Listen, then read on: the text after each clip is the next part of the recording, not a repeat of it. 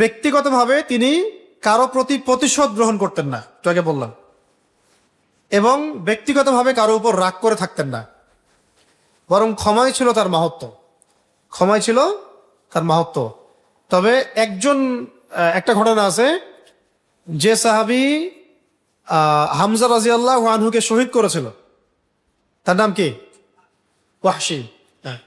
উনি যখন ইসলাম কবুল করতে আসছিলেন মক্কা বিজয়ের পরে, তখন নবী সাল্লাল্লাহু আলাইহি ওয়াসাল্লাম বলেছিলেন যে কাইফা কাতালতা হামজা, তুমি হামজাকে কেমন করে হত্যা করেছো? ব্যাখ্যা দিয়েছেন, এইভাবে এইভাবে হত্যা করেছে। দূর থেকে বর্ষা নিক্ষেপ করেছে, বর্ষা বোঝে, বড় লাঠির মতো, সামনে চোখা ফলক, বল্লম বল্লম, তো চিন্তা করা যায়, বল্লম দ্রুত বেগে নিক্ষেপ করেছিল, আর এটা হামজা রাদিয়াল্লাহু আনহুর নাভির নিচে এসে লাগছে, এইখানে লাগছে, পিছন দিক দিয়ে বের হয়ে গেছে বল্লম। ওই